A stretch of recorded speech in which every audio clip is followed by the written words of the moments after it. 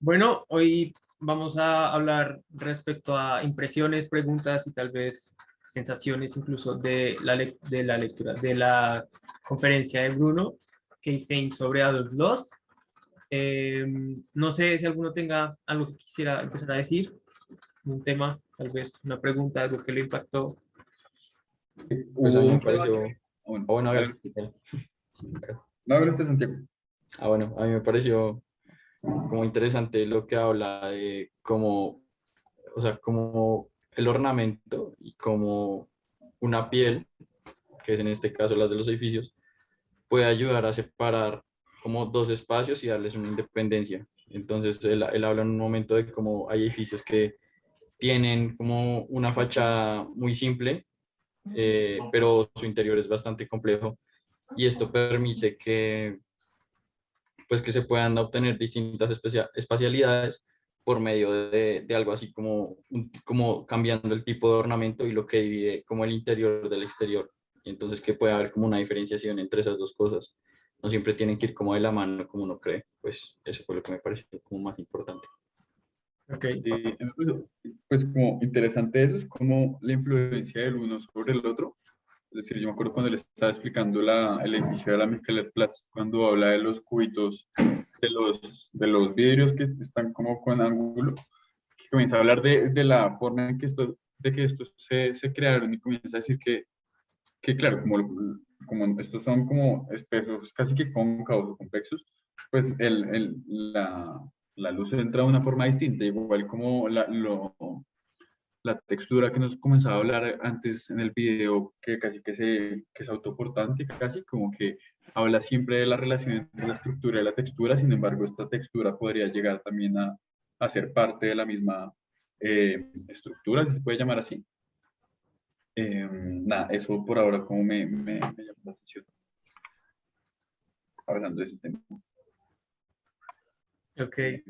No sé, bueno, a mí algo que me impresionó fue como ese jalón de orejas a creer que ornamento es delito y Bruno lo dice como ornamento no es delito, ornamento y delito, así se llama el texto y tal vez, eh, pues como digo, nosotros como que inconscientemente vemos el nombre, hacemos una asociación personal y malinterpretamos lo que quería decir los y lo asociamos con algo completamente distinto. Y lo cierto es que no, como que nos explican, el man sí tiene ornamentos y hay una manera de pensar como en un poco la sensación que quiere transmitir. Me acuerdo en otro libro que había leído, hablaban de los como de el ornamento antes era como un guante, pero más así lo explicaban, un guante como con la ornamentación hacia afuera y lo que quisiese representar, y que lo que los hacía era darle la vuelta al guante y que toda esa parte, digamos, de sensación, de comunicación, de experiencia, fuese hacia el individuo, como hacia la piel del individuo. Entonces me parece un momento como uno pensaba que estas casas son completamente huecas o no sé, aburridas o poco emocionantes, pero resulta que no, que sí hay un tema y Bruno lo dice de nuevo cuando dice que el arquitecto proyecta primero la emoción y eso me parece importante, ni siquiera está hablando de proyectar el espacio, como que cuando yo leía de Bruno Sevi en el libro Estenten de la arquitectura, Bruno Sevi decía que la arquitectura es espacio y después va en la representación y estas otras cosas, pero lo que los hace es primero proyectar una emoción y después piensa en el espacio, en las cualidades y después piensa en la estructura de esa cosa. Entonces, eso me parece interesante, como un jalón de orejas de lo mucho que desentendíamos a Adolf Loss y ya. Sí, a mí eso también me llamó mucho la atención, porque él dijo como yo cuando fui por primera vez a la villa esta, que quedaba, no me acuerdo dónde quedaba, pero él dijo que estaba furioso con Los porque era completamente opuesto a lo que él decía que él veía ornamento, pero claro, después él mismo explica que él mismo entendió el concepto este del clearing, del revestimiento y de cómo este no es un ornamento como tal, sino es esta forma de individualizar y de darles un carácter especial al espacio y de cómo los crea diferentes espacios y cómo utiliza este tipo de texturas, este tipo de materiales tan puros y tan directos, porque él también critica mucho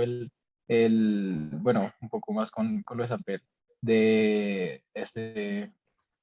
intención de falsificar o de imitar un material. Él también habla mucho de esta pobreza del material, como el cladding, este principio se tiene que hacer de tal forma y lo hace exactamente así y no sé, me encantó como lo explico así. Sí, creo que entender el ornamento como a través de él es pues, muy complejo. Uno, sí, lo que están ustedes hablando, creo que pasa de ser una crítica de que la arquitectura debe ser sin ornamento a entender el ornamento como parte de esta y como este, pues está en las implicaciones casi humanas. Como él hablaba en las casas cuando muestra esas casas, pues que solo aparecen con unos vanos muy acotados.